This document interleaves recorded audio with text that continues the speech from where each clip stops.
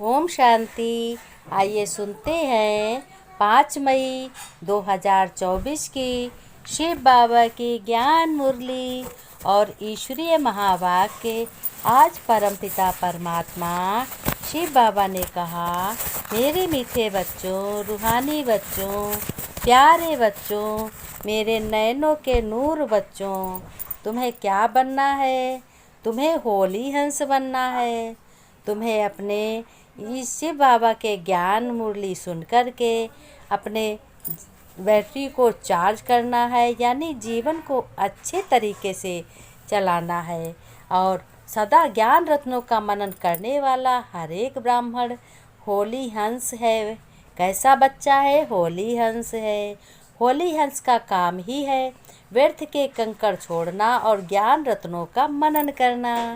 आज बाबा ने विशेष कुमारों के प्रति कहा है कि आपका तो वायदा है ना कि तन मन धन और सब संबंध सब आपसे हैं।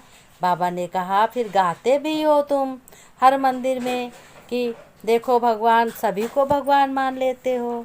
कहते हो तन मन धन अर्पण कर जो जन शरण पड़े, प्रभु प्रकट तब होकर आकर द्वार खड़े। तो कैसा है, जब तन मन धन अर्पण कर दिया यानी भगवान में, तो तुम्हारा मन कैसा हो गया? पवित्र हो गया। फिर ऐसा क्यों कहते हो बच्चों कि मेरा मन परेशान है या मेरे मन में व्यर्थ संकल्प बाबा आते हैं?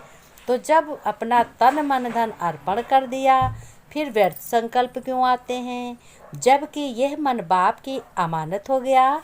फिर अमानत को मेरा समझकर यह भी तो खयानत है ना। अटेंशन रखो बच्चों, यह मैं और मेरा दो शब्द ही मेरे माया के दरवाजे हैं।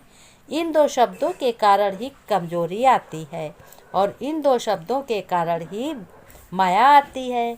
हर एक ब्राह्मण खास अमृत वेले अपने को यह चेकिंग करे, क्या मैं बाबा के समीप हूँ? क्या मैं ईश्वर के आज्ञाकारी हूँ? आज्ञाकारी बच्चे सदा बाप को प्यारे लगते हैं और दुलारे लगते हैं। ज्ञान का योग ही धारणा का सबसे सहज साधन है। बाप भगवान टीचर है, बाप है सतगुरु है। कोई भी कर्म करते अगर किसी भी रूप से अपने भगवान ईश्वर के संबंध की याद आती है और दिल से बाबा बाबा निकलता है, तो समीपता का अनुभव जरूर होगा कि भगवान मेरे साथ है। लेकिन सिर्फ मंत्र मुआफिक बाबा बाबा नहीं कहना, दिल से कहना है। दिल से आवाज़ आए कि मेरा शिव बाबा आप ब्राह्मणों के मुख्य खजानों में। बाबा ने कहा, तो चेक करो इन तीनों खजाने बाप दादा की आज्ञा प्रमाण सफल होते हैं कि नहीं होते। तुम्हारा तो एक श्वास भी कॉमन या व्यर्थ नहीं जाना चाहिए, क्योंकि बहुत अमूल्य है ना। इसमें अलबेले नहीं बनना है। जानते हुए भी ये भूल नहीं करनी है। बाप समान बनने का सहज पुरुषार्थ आज्ञाकारी बनना है।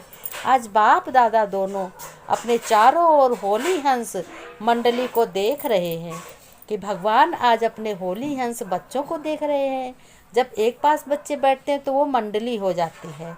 हर एक बच्चा होली हंस है, सदा मन में ज्ञान रत्नों का मनन करते रहते हैं। होली हंस का काम ही है व्यर्थ के कंकड़ छोड़ना और ज्ञान रत्नों का मनन करना। एक एक रत्न कितना अमूल्य है। बाबा ने कहा, हर एक बच्चा ज्ञान रत्नों की खान बन गए हैं।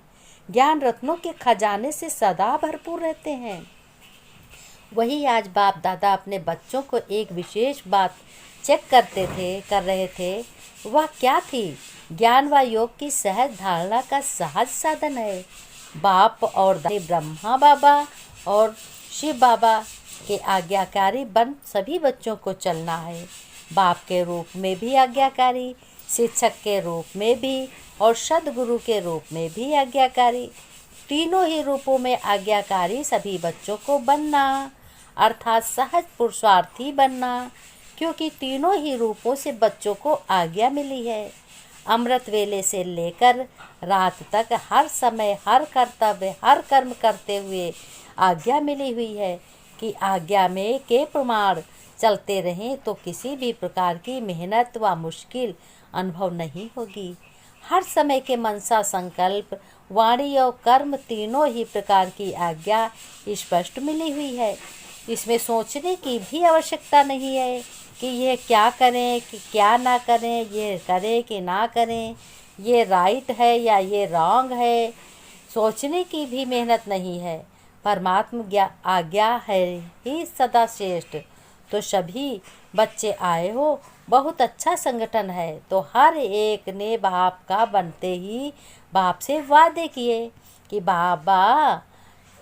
शिव बाबा, जब बाप के बने हैं हम तो सबसे पहले कौन सा वादा किया? बाबा, ये तन मन धन जो भी है सब आपको अर्पण है, ज़्यादा होता नहीं, फिर भी जो है सब आपका है। यह वादा किया है। तन भी, मन भी, धन भी और संबंध भी सब आपसे है। किससे हैं? भगवान से हैं। ये भी पक्का वादा किया है। जब तन मन धन संबंध सब आपका है बाबा, तो मेरा क्या रहा? फिर कुछ मेरापन है? होता ही क्या है? तन मन धन जब सब बाप के हवाले कर लिया, प्रवृत्ति वालों ने किया है, मधुबन वालों ने किया है, पक्का है ना? तो फिर अहंकार कैसा, क्या तुम्हारे पास रह गया? फिर बाप दादा ने सभी बच्चों के सिर पर हाथ रख के वरदान दिया है कि रूहानी स्थिति में रहे, दूसरों की भी रूह को देखने वाले रूहानी रूहे गुलाब भव। रूहे गुलाब अर्थात जिसमें सदा रूहानी और रूहानियत की खुशबू हो। बाप दादा ने कहा, मेरे बच्चे रूहे गुलाब हैं और हमारे बच्चे खुशबूदार हैं। रूहानी खुशबू वाले जहाँ भी देखेंगे, जिनको भी देखेंगे तो रूह को देखेंगे, शरीर को नहीं। तो स्वयं भी सदा रूहानी स्थिति में रहो और दूसरों को भी रूह को देखो। जैसे बाप ऊंचे ते ऊंचा है, ऐसे उसका बगीचा भी ऊंचे ते ऊंचा है। जिस बगीचे का विशेष श्रृंगार रूहे गुलाब बाप आप बच्चे हो। आपकी रूहानी खुशबू अनेक आत्माओं का कल्याण करने वाली है। बाबा ने कहा, खुशबूदार खुशबू बनने के लिए शरीर पे सेंट छिड़कते हो कि हमारे शरीर से बहुत अच्छी खुशबू आए। तो रूह की खुशबू ईश्वर की कितनी अच्छी। स्लोगन में बाबा ने बताया, मर्यादा तोड़कर किसी को सुख दिया तो वह भी दुख के खाते में भगवान ने कहा, अगर मर्यादा में बाहर आकर के किसी को दुख दिया तो वो भी सुख दिया तो वो भी दुख के घाटे में आ जाएगा, खाते में आ जाएगा। इसलिए किसी को दुख नहीं देना है, सभी को सुख देना है।